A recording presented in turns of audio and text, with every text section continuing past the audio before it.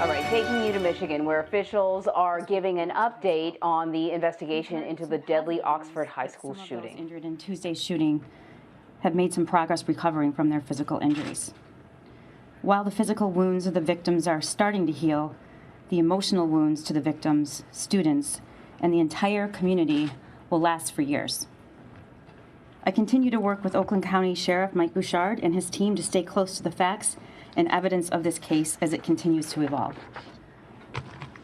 My role as the Oakland County prosecutor is to seek justice for the victims of this tragedy. The family, friends, and loved ones of Hannah St. Juliana, Madison Baldwin, Tate Murr, and Justin Schilling, and the other victims have had their lives shattered. As I mentioned a few days ago, I did have the opportunity to speak with the parents of the children who were killed. Additionally, my office has reached out this morning to all of the victims who were injured. And we continue to be dedicated to offering them services and support during this time. While the shooter was the one who entered the high school and pulled the trigger, there are other individuals who contributed to the events on November 30th, and it's my intention to hold them accountable as well. It's imperative we prevent this from happening again. No other parent or community should have to live through this nightmare. I have shared previously, and I will reiterate today, that gun ownership is a right, and with that right comes great responsibility. Based on the information and evidence I have received, today I am announcing charges against the shooter's parents, Jennifer and James Crumbley. The charges are as follows. James Crumbley is charged with 4 counts of involuntary manslaughter. Jennifer Crumbley is also charged with 4 counts of involuntary manslaughter. I will now publish the details that led to that decision and have already previously been made public, which allows me to comment on them in a swear-to that has just taken place in the district court by Detective Tim Willis. The investigation into the school shooting incident at Oxford High School, which occurred on November 30th, 2021, has revealed that James Crumbley purchased a Sig Sauer 9mm model SP 2022 from Acme Shooting Goods in Oxford, Michigan on November 26, 2021. A store employee confirms that Ethan Crumbley was present with James at the time of the purchase. Per statute, James Crumbley completed ATF Form 5309A. On or about November 26, 21, Ethan Crumbley's social media posts reveal photos of the semi-automatic handgun, along with the caption, "Just got my new beauty today," including an emoji with hearts, "Sig Sauer 9mm. Any questions I will answer," end quote. Subsequent to the purchase of that weapon, one of Jennifer Crumbley's social media posts on about 11/27/21 read, quote, "Mom and Sunday testing out his new Christmas present," end quote. On November 21st, 21, a teacher at the Oxford High School observed Ethan Crumbley searching ammunition on his cell phone during class and reported the same to school officials. Jennifer Crumbley was contacted via voicemail by school personnel regarding that son's inappropriate internet search. School personnel indicate they followed that voicemail up with an email but received no response from either parent. Thereafter, Jennifer Crumbley exchanged text messages about the incident with her son on that day, stating, quote, "LOL, I'm not mad at you. You have to learn not to get caught," end quote. On November 30th, 21, the morning of the shooting, the next day, Ethan Crumbley's teacher came upon a note on Ethan's desk, which alarmed her to the point that she took a picture of it on her cell phone. The note contained the following: a drawing of a semi-automatic handgun pointing at the words, quote, "The thoughts won't stop, help me," end quote. In another section of the note was a drawing of a bullet with the following words above that bullet, quote, "Blood everywhere," end quote. Between the drawing of the gun and the bullet is a drawing of a person who appears to have been shot twice and bleeding. Below that figure is a drawing of a laughing emoji. Further down the drawing are the words, quote, "My life is useless," end quote. And to the right of that are the words, quote, "The world is dead," end quote. As a result, James and Jennifer Crumbley were immediately summoned to the school. A school counselor came to the classroom and removed the shooter and brought him to the office with his backpack. Counselor obtained the drawing, but the shooter had already altered it. The drawings of the gun and the bloody figure were scratched out along with the words, "Help me," and "My life is useless." "The world is dead," and "blood everywhere." Those were all altered by him. At the meeting, James and Jennifer Crumbley were shown the drawing and were advised that they were required to get their son into counseling within 48 hours. Both James and Jennifer Crumbley failed to ask their son if he had his gun with him or where his gun was located, and failed to inspect his backpack for the presence of the gun, which he had with him.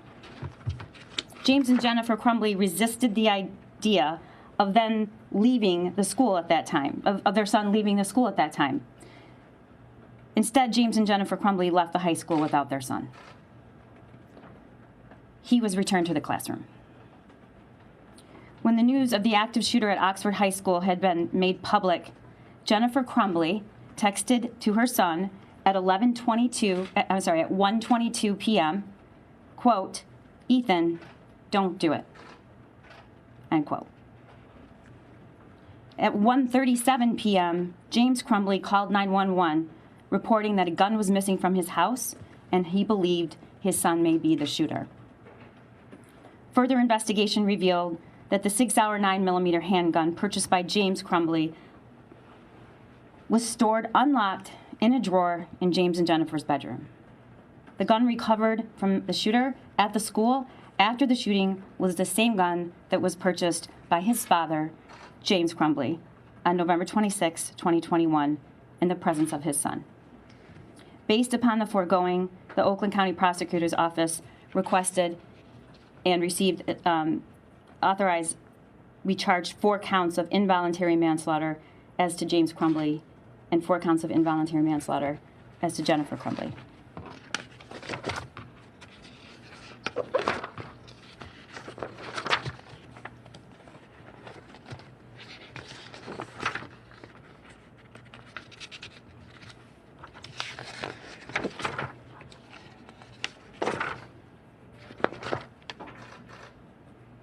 I want to be really clear that these charges are intended to hold the individuals who contributed to this tragedy accountable and also send a message that gun owners have a responsibility. When they fail to uphold that responsibility, there are serious and criminal consequences. As we work together to honor the lives lost and all of those impacted by the evil acts this week, justice for the victims and their families is at the forefront of today's announcement. We need to do better in this country. We need to say enough is enough.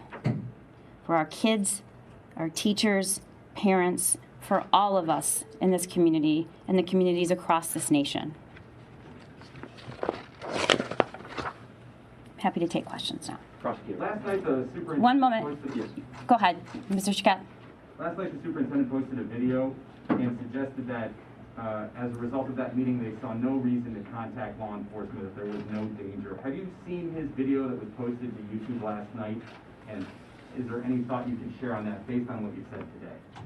I viewed portions of it and was briefed on the contents of the video. Were there any missteps by the school? Should they have reported right away to law enforcement after seeing those images?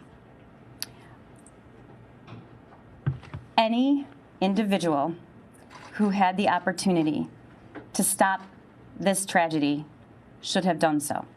The question is, what did they know and when did they know it? I've laid out the facts that were sworn to this afternoon and are the basis for the charges here. Did you have a question? Yes. You said, we need to do better. There needs to be change to prevent tragedies like this. It's extremely rare for parents to be charged in school shootings. Are you trying to set a new standard, or is the evidence simply overwhelming in this case? I have tremendous compassion and empathy for parents who have children who are struggling and at risk for whatever reason.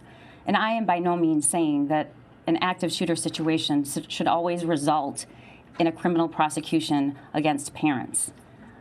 But the facts of this case are so egregious.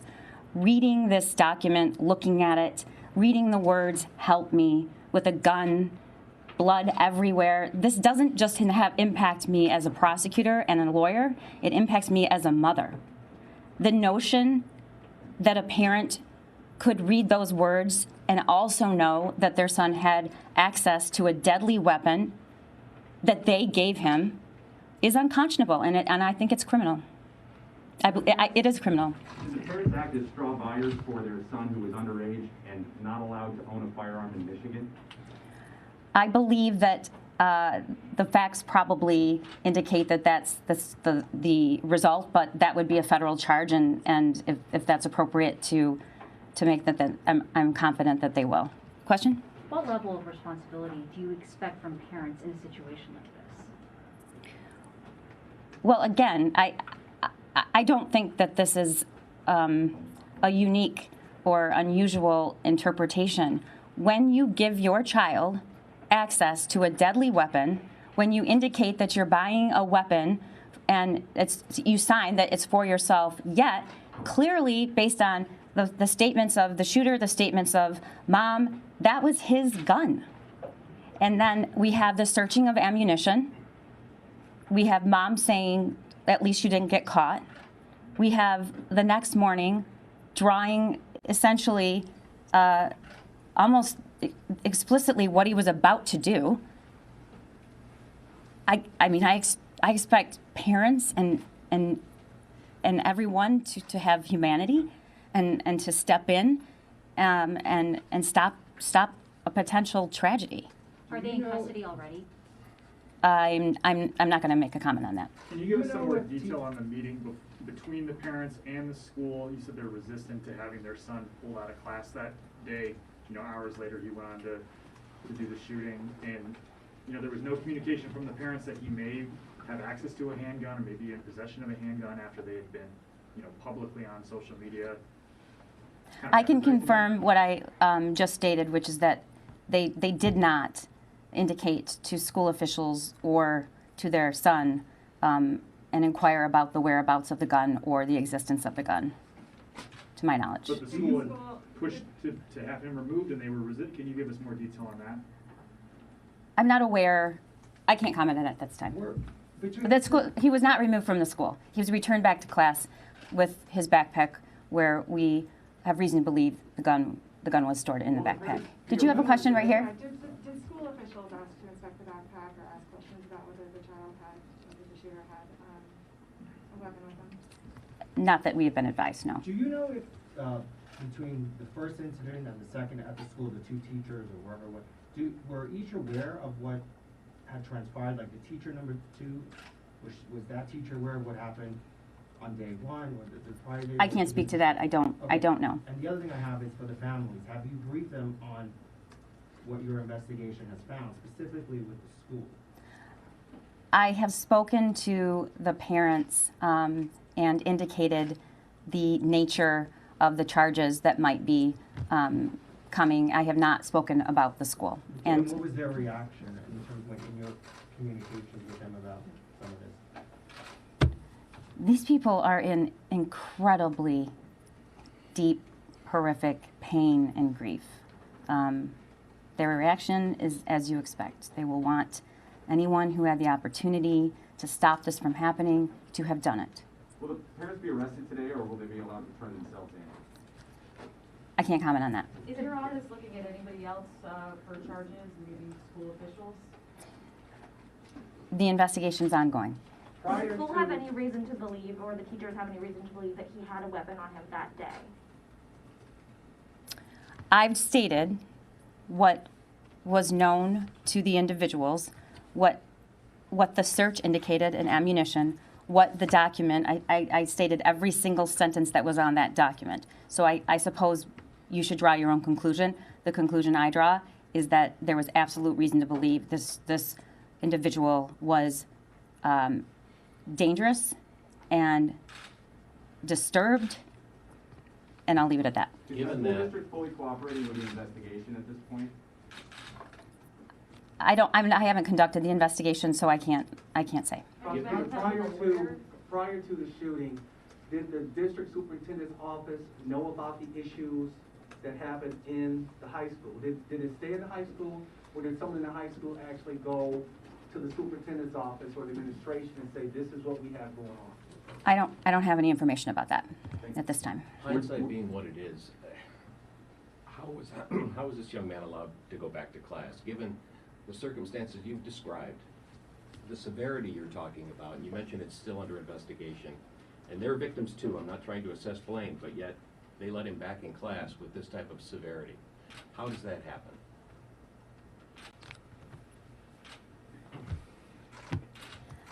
I'm not going to give you a political answer, and I'm not going to cover for anybody, and I'm just going to say what I think, and that is, of course he shouldn't have gone back to that classroom. Of course he shouldn't have. And I don't have ill feelings or negative feelings about anyone, but of course he should have. He should not have been allowed to go back to that class. And I believe that that is a universal position. And I'm not going to chastise or tap, but yeah, I mean, it. But you have the task of reviewing whether there's criminal negligence there. I do. And then the investigation is ongoing. Were these involuntary manslaughter charges the strongest possible charges you were considering for the parents? It's the strongest possible charge that we could prove and that there's probable cause to charge. So obviously it's illegal for a minor to own a handgun. What are Michigan's laws regarding bringing a child to a firing range and practicing with them? States have different rules on that. I'm not sure where we're at. Good question. Michigan's laws are woefully inadequate. We don't have a safe storage law. We're not legally required to store your weapon in a safe manner. Children are allowed to attend with their parents so long as their parents is present. So the answer to that question is we don't have strong enough laws. Have you uncovered any evidence from before the gun purchase and the days leading up to this that shows what his state of mind was, where the parents were aware, what his state of mind was leading up to the day of the shooting? There's evidence about state of mind prior to that day. I can't comment on it, and it is not related to the allegations that we're making at this time. Yes. Were any of the teachers injured in the shooting one of the teachers who made any of the complaints? I don't believe so, but I can't say that for certain. Prosecutor, how long was the plot? You described it as premeditated. How long had it been meditated?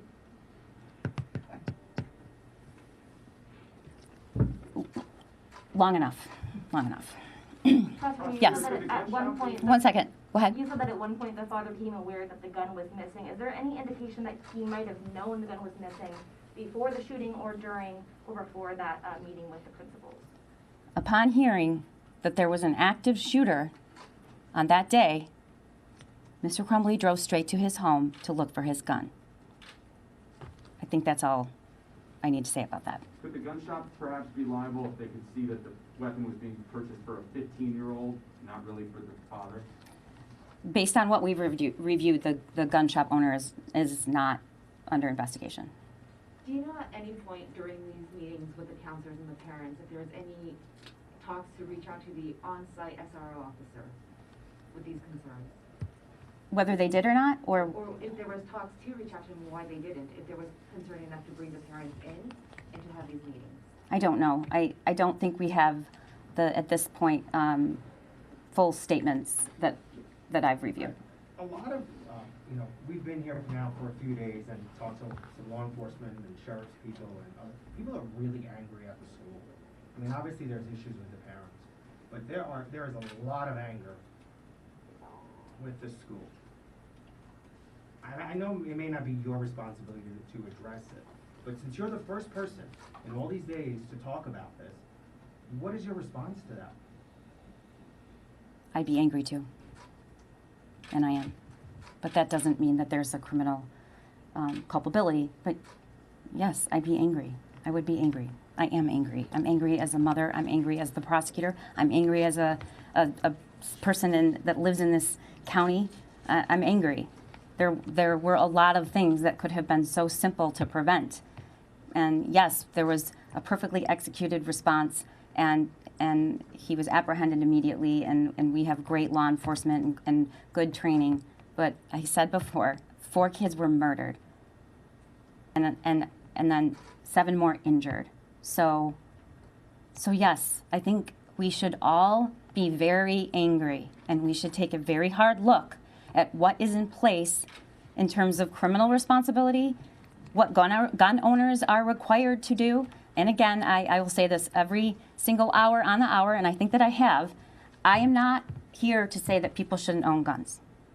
I know a lot of people who own guns, but they do so responsibly. And it's your responsibility, it's your duty to make sure that you don't give access to this deadly weapon to somebody that you have reason to believe is going to harm someone. And it is our position that on that morning, particularly that morning, but also the day before, but that morning, looking at that drawing, it's impossible not to conclude that there was a reason to believe he was going to hurt somebody. Prosecutor, have you been given any explanation as to why the school resource officer was not included in that meeting that morning at the school? I don't have any information. One more question, yes? I have 2. Yes. Thank you. Mm-hmm. Can you confirm the date that Ethan, or the suspect, was searching about ammo on his phone? It was the day before the shooting. Okay. And can you confirm the name of the gun shop where they got it? Where they got the gun? It was Acme. And then one more question. You said 2. Work Okay. classes were they on Zoom the days leading up to Thanksgiving, and was that related to this threat? I can't speak to that. I know that there were in-person classes on that day. Thank you very much. Thank you, everyone. Thank you.